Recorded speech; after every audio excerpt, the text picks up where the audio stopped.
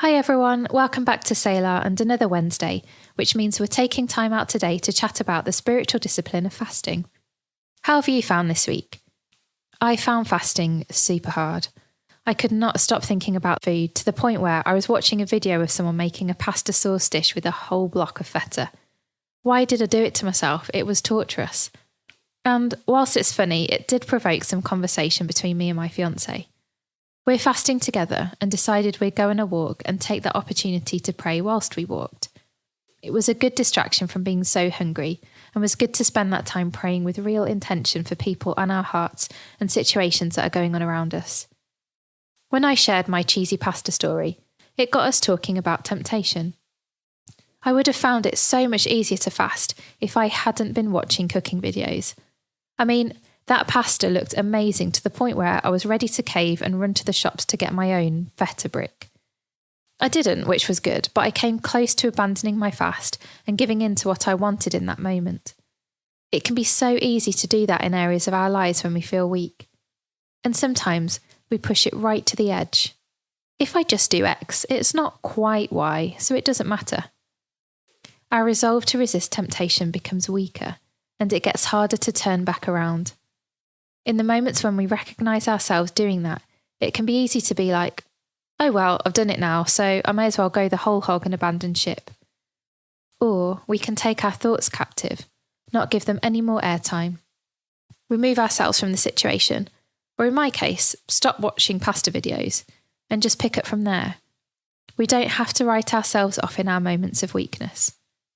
And speaking about weakness, that's what this week's episode is all about. Embracing weakness. I will stop and breathe in your presence. Just breathe. Just breathe.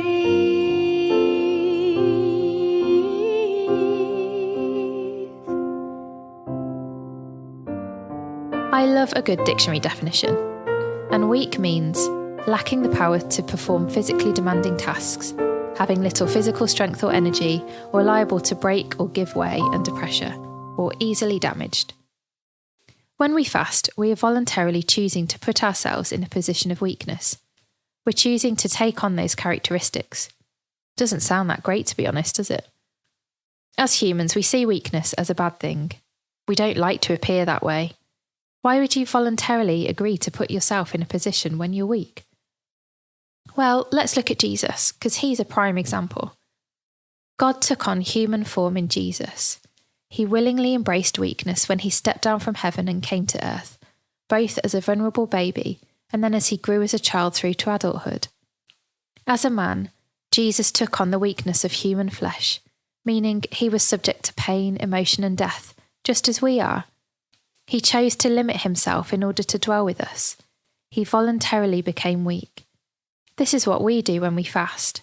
And Jesus hasn't called us to do something that he hasn't been through or experienced himself.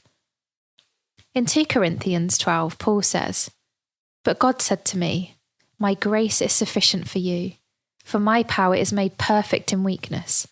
Therefore I will boast all the more gladly about my weaknesses, so that Christ's power may rest on me.'" And in 1 Corinthians he says, "But God chose the foolish things of the world to shame the wise. God chose the weak things of the world to shame the strong, so that no one may boast before him." God reveals himself most when we're weakest. This is what Paul is talking about in Corinthians. Embracing our weakness is the doorway to God's power and is a door we must walk through if we want to see it. We shouldn't shrink back from it. It's part of the life we're called to as followers of Jesus. If we want to see more of God's power in our lives, the best way to experience it is probably through weakness, whether that's when we're fasting or through our own stumbling mistakes that we make through life. Let's think about weakness when you fast. I don't know about you, but when I've been fasting, I haven't been just hungry.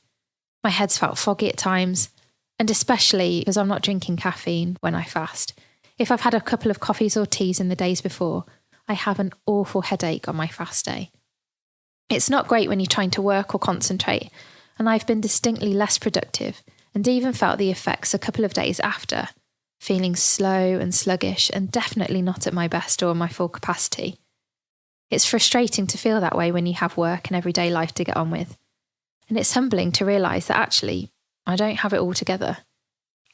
In Psalm 35, David talks about humbling himself through fasting. To put ourselves in a position where we're not at our best does just that. It makes us realise our weakness and dependence on fueling our physical bodies to keep us going. We can't just keep charging ahead and think that it's all down to ourselves. Choosing to forgo food by fasting is a way to express our need for God and our desire to encounter Him more deeply by giving something up. We talked last week about fasting when we're not feeling it, or seeing the fruits from why we're choosing to fast. This is humbling in and of itself too.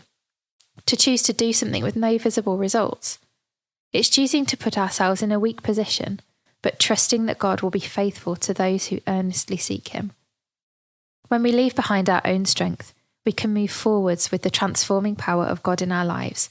It can only come from Him. When we embrace weakness, I think we become more aware of what is going on in our hearts and lives. Fasting can be quite exposing, in that we see what our natural instincts are towards and what we're desiring deep in our hearts, such as eating an obscene amount of pasta. I can be quite greedy or binge without thought.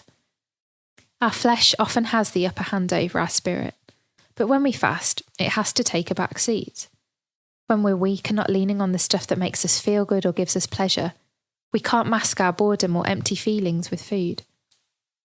Fasting can give us an opportunity to see where we're at and give ourselves a bit of a spiritual checkup. It's a chance to lean back on Jesus, where maybe we haven't been. It's a good chance to pray the words from Psalm 139, which say, "Search me, God, and know my heart. Test me and know my anxious thoughts.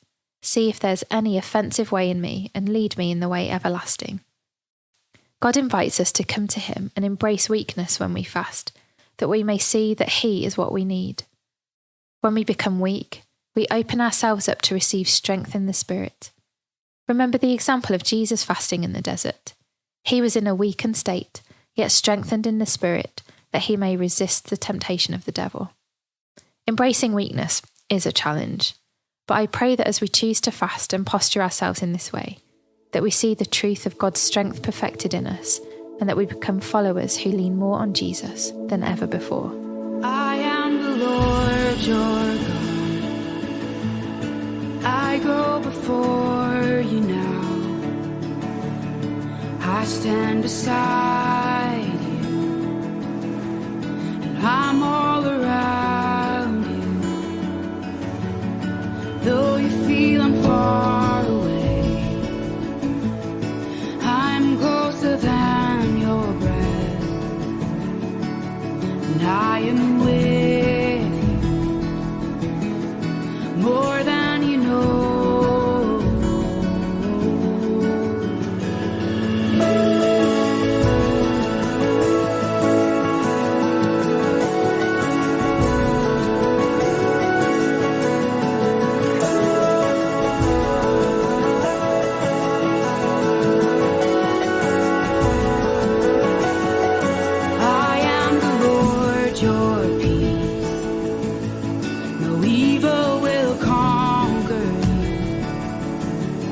Steady now your heart and mind.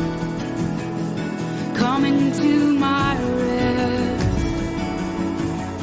and oh, let your faith arise, and lift up your weary head. I am with you wherever you go.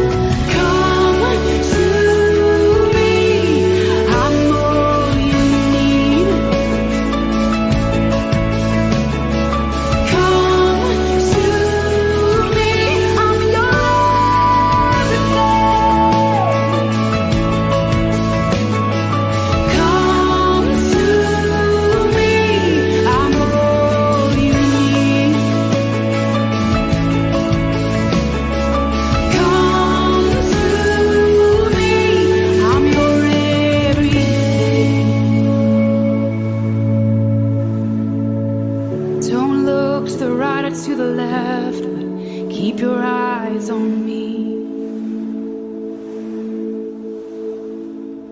You will not be shaken, you will not be moved, oh.